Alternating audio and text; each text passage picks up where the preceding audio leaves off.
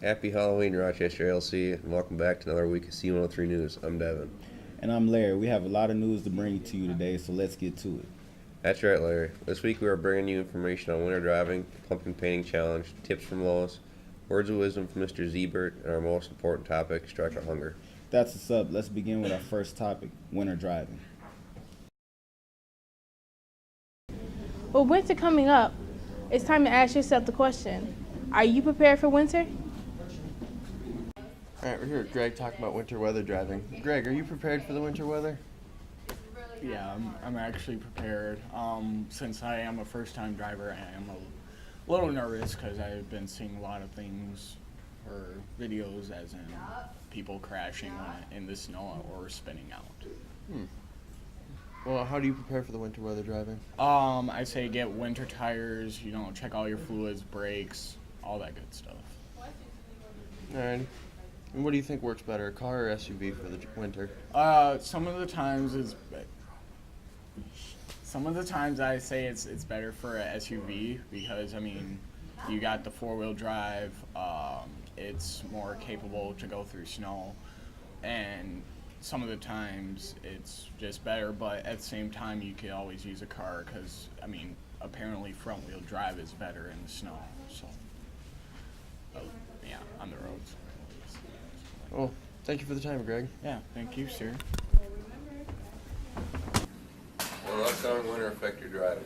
No, I don't think it will, Devin. Because? I don't think it will at all. I got a Toyota Corolla, it's a front-wheel drive car. I think it'll handle pretty mint in the snow. Are you prepared for the change?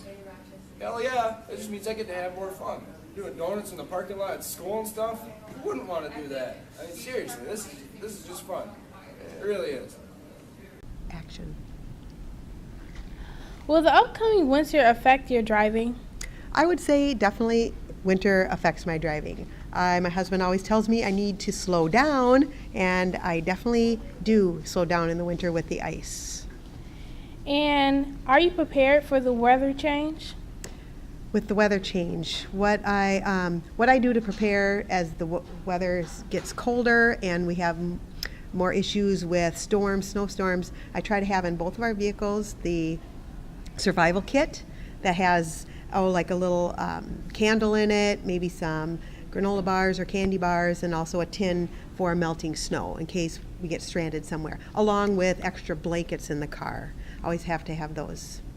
All right, thank you for your time. Well, thank you, Dara. Safe driving is important, especially during the winter. Yeah, everyone out there that drives, remember to wear a seatbelt, drive slowly, don't text while driving, pay attention to the roads, and most importantly, avoid that ice. Definitely. Don't let your eyes wander when you're driving. Let's switch gears and check in with Miss P for this week's segment of Rock Talk. Good morning, Rochester ALC. This is just a reminder that we have our dodgeball intramural team signups this week. If you are interested, we are practicing starting November 12th, and we practice on Tuesdays and Thursdays in the morning during school. Sign up by just seeing Mrs. Petersley, get your name on the list, come to the practices, and on November 22nd, it's a Friday in the afternoon, we'll be competing against the Zumbro Education District's Alternative Learning Center. Hope to see you there. Thanks, Ms. P. We'll be sure to sign up for the dodgeball game against Zed. I'm definitely signed up for dodgeball game. It should be fun. Even if students aren't playing in the game, watching it is always a good time. Kind of like pumpkin painting that happened last week. Check it out. Last week we had a pumpkin painting project to raise money for yearbook. Here's some information on it. Hi, I'm here with Kat, and we're going to interview her about what pumpkin you guys are doing.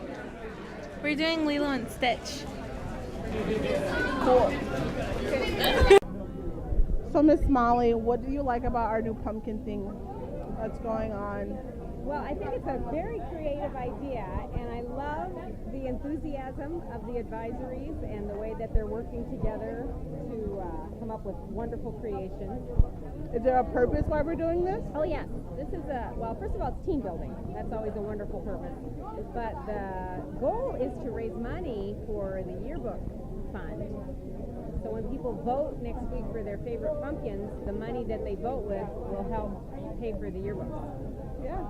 Okay, that sounds good. Thank you for your time. Thank you.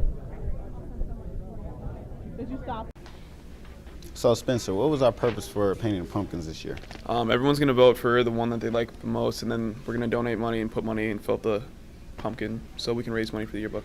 And how much money do we need to raise? $750. So the pumpkins are going to help, and then we also have ad sales, and Miss Nelson has been kind enough to give us $5 each to whoever sells an ad, so that's pretty cool. All right.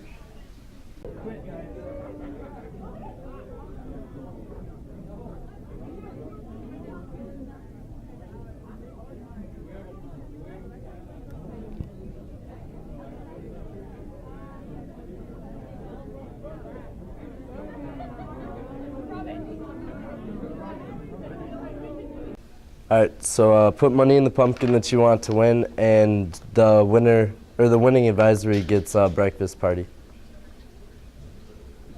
Well, there's some pretty cool pumpkins. The students really did a good job. I agree. I can't choose a favorite pumpkin, although I think my advisory is pretty good. Now let's check in with the man in charge, Mr. Zebart. Welcome to another version of Z60. I am sitting in our medical clinic here at the ALC building. And for those students that don't know, the medical clinic is going to be opening up very soon.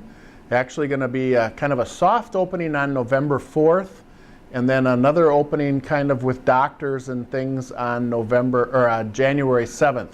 November 4th, it's going to be staffed by nurses. And our medical clinic is going to be open, and it's going to be free to all students here at the ALC.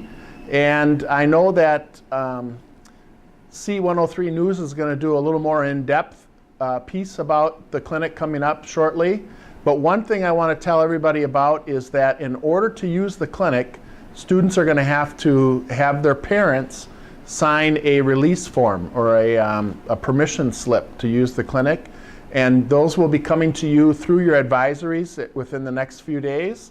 So if you're interested in using our clinic, I would highly recommend that you take that form, take it home, explain to your parents, get the signature and bring it back. And then this clinic will be open for business for our students. I'm very excited about that, and looking forward to seeing this clinic grow. Thanks. Thanks, Ebert. Now on to Lois with her helpful tips.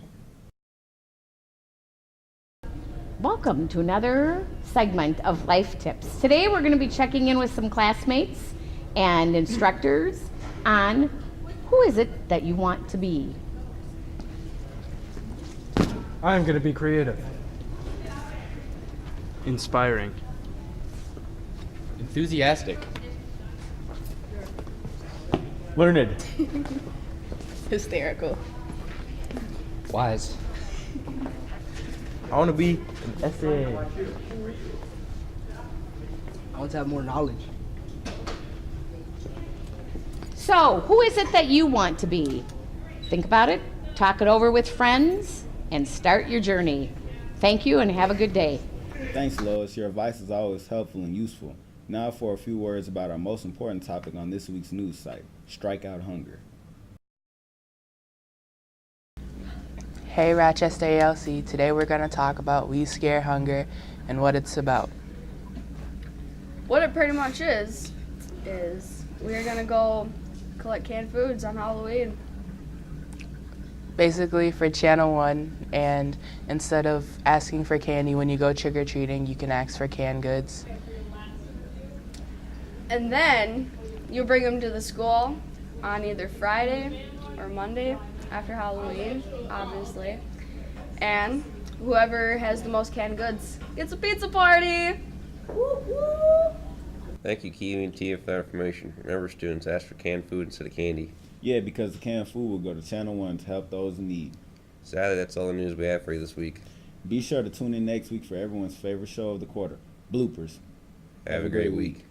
Hey.